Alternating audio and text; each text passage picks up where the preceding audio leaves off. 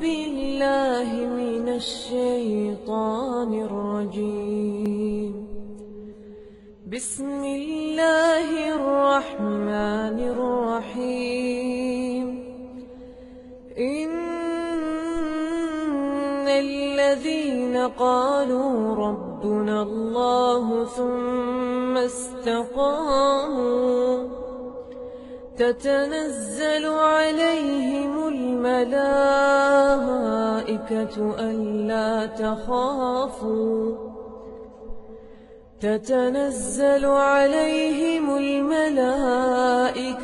ألا تخافوا ولا تحزنوا وأبشروا بالجنة التي كنتم توعدون.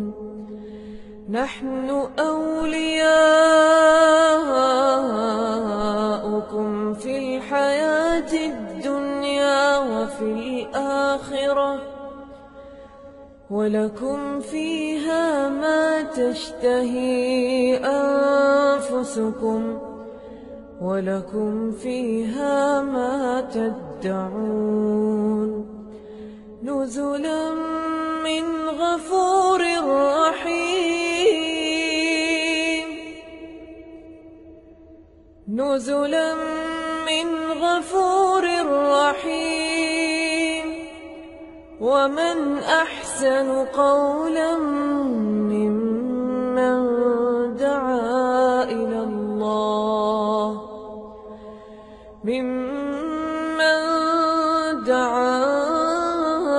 إلى الله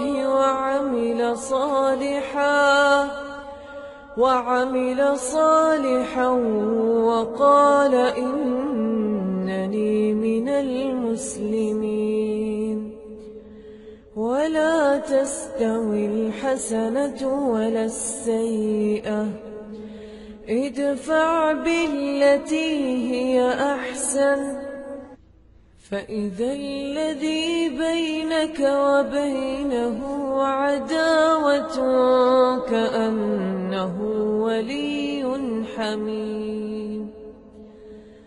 وما يلقاها إلا الذين صبروا وما يلقاها إلا ذو حظ عظيم. وإما ينزغنك من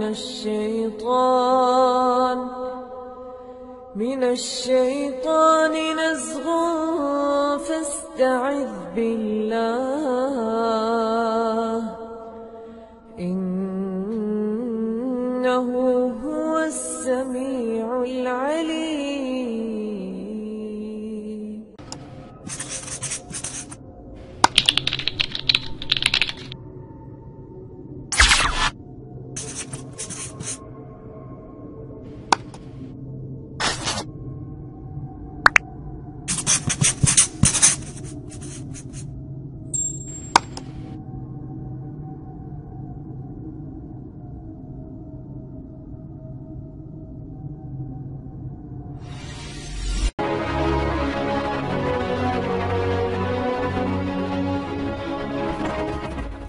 Itu jadi kenapa harta karun? Kalau misal korun ini kan karena dia sombong diberikan. Jadi sebenarnya memang korun ini diberikan ilmu oleh Allah Taala untuk menguasai misalnya atau menguasai persoalan ekonomi atau perdagangan ya gitu. Jadi dia memang sangat lihai sekali di bidang itu gitu. Akhirnya berkat itulah akhirnya dia bisa menguasai, maksudnya dalam arti mempunyai harta yang banyak. Namun kesombongannya ini ya sih ya, kesombongan ini, zolimnya dia terhadap dirinya sendiri ataupun orang lain, sehingga dia yang jadi congkak dan menganggap semua itu apa yang dimilikinya, harta yang dimilikinya itu adalah berkat ilmunya. Padahal ilmunya itu dari Allah juga gitu kan. Bukan bersyukur karena Allah bersyukur yang karena Allah gitu. Dan ini jadi apa ya, peringatan untuk kita bahwa semua yang kita dapatkan ini dari Allah, ada hak orang lain yang harus kita bagikan. Harus, dan itu wajibnya masalah zakat ya. Betul. Dan memang tadi balik lagi masalah harta karun ternyata kan korun itu kan diazab, dibenamkan ke dalam bumi.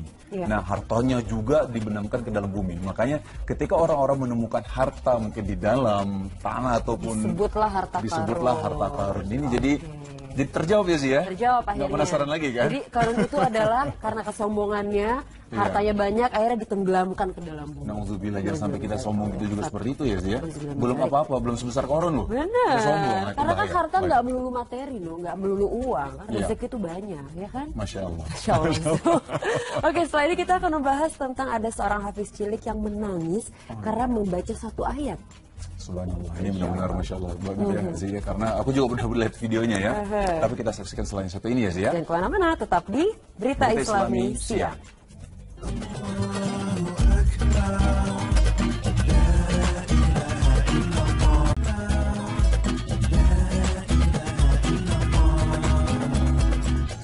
Nah, baik pemirsa, ini sih. Ya. Jadi masalah video mungkin teman-teman yang lain juga sudah pernah lihat ya? lihat ini ya. Jadi memang ada satu ayat yang dibacakan oleh adik kita ini yang Masya Allah luar biasa sekali. Tapi yang paling luar biasa adalah ketika dia berhenti, kita kira lupa ya. Awalnya itu lupa terusan ayatnya. Ternyata dia menangis dan menangis itu benar-benar dalam banget ya. Karena dia mengerti arti dari ayat Artinya apa sih, tersebut. Zi? Langsung kita lihat seperti apa ya. Ini dia.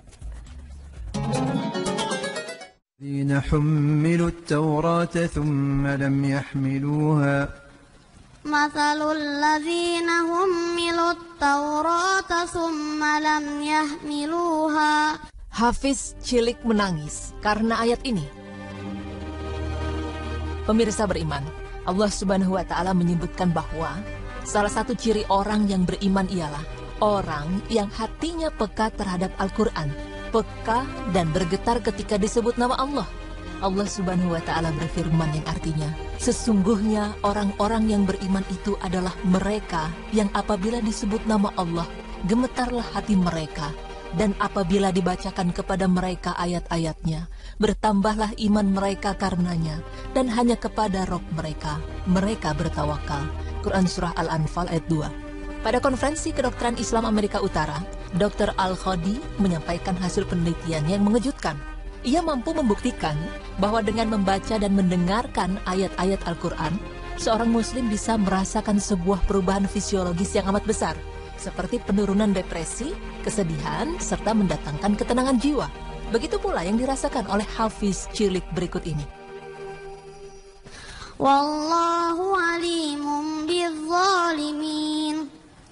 Qul innal mauta alladhi tafirruna minhu fa innahu mulaqikum summa turadduna ila alimil ghaibi wasyahadah.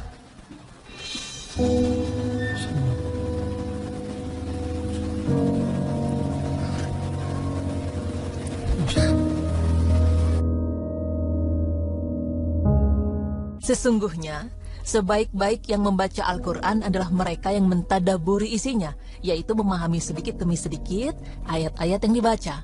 Hal inilah yang dilakukan dan dirasakan oleh seorang hafiz cilik yang mengikuti ajang lomba penghafal Al-Quran.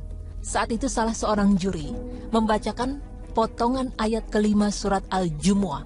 Kemudian hafiz cilik ini meneruskannya. Awalnya, ia begitu lancar meneruskan ayat demi ayat. Namun, belum selesai ayat ke-8 surat Al-Jumu'ah, ia terhenti dikarenakan tangisan yang tidak bisa ia tahan.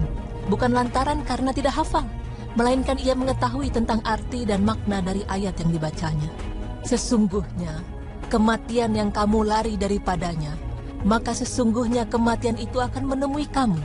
Kemudian kamu akan dikembalikan kepada Allah yang mengetahui yang gaib dan yang nyata.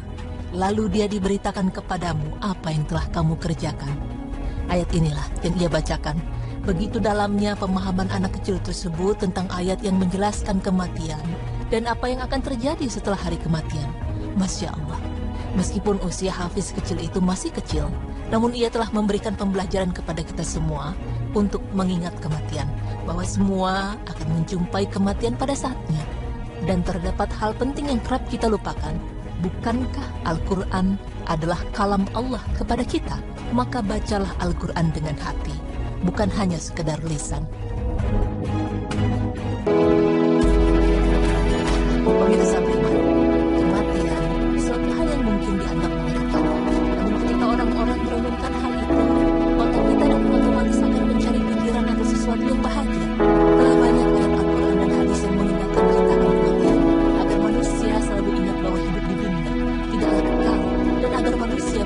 siaga dengan perbekalan yang menguntungkan saat perjalanan yang panjang nanti. Bersyukurlah kita memiliki Al-Quran dan Sunnah yang diberikan kepada kita sebagai petunjuk dan pengingat. Maka sudah seharusnya kita selalu membaca dan memahami pula ayat-ayat Al-Quran dan hadisnya. Allah Subhanahu wa Ta'ala berfirman yang artinya, ini adalah sebuah kitab yang kami turunkan kepadamu penuh dengan berkah, supaya mereka memperhatikan ayat-ayatnya dan supaya mendapat pelajaran orang-orang yang mempunyai pikiran. Surah ayat 29.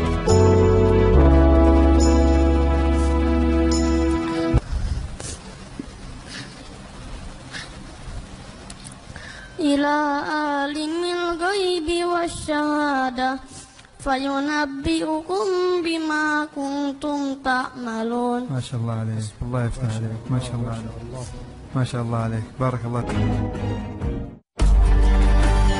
Pemirsa beriman, kematian suatu hal yang mungkin dianggap mengerikan.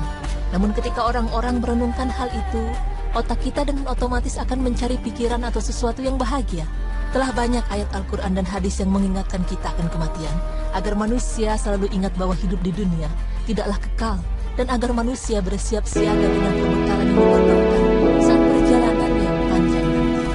Bersyukurlah kita memiliki Al-Quran dan Sunnah yang diberikan kepada kita sebagai petunjuk dan pengingat. Maka sudah seharusnya kita selalu membaca dan memahami pula ayat-ayat Al-Quran dan hadisnya. Allah Subhanahu wa Ta'ala berfirman yang artinya, ini adalah sebuah kitab yang kami turunkan kepadamu penuh dengan berkah, supaya mereka memperhatikan ayat-ayatnya dan supaya mendapat pelajaran orang-orang yang mempunyai pikiran.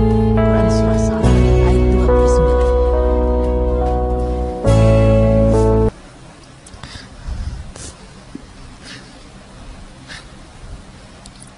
Ila alimil ghaibi wasyahadah fayunabbi'ukum bima kuntum ta'malun. ما شاء الله عليك الله يفتح عليك ما شاء الله عليك ما شاء الله عليك بارك الله فيك.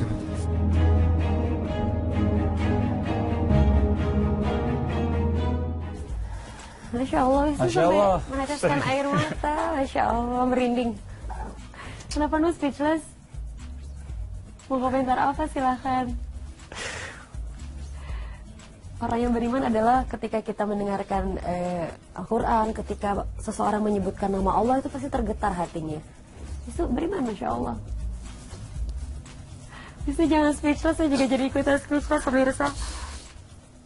Masya Allah, intinya semoga kita termasuk orang-orang beriman yang ketika disebutkan nama Allah, ketika membaca Al-Quran, kita bergetar hatinya dan semakin mendekatkan diri kita kepada Allah dan takut akan azabnya juga. Karena semua yang kita lakukan di dunia akan kita tanggung jawabkan nanti di akhirat. Oke, selanjutnya kita punya pembahasan tentang fenomena gaya hidup yang menyiksa diri. Seperti apa kira-kira? Jangan kemana-mana, tetap di Berita Islami Siang. Bismillah.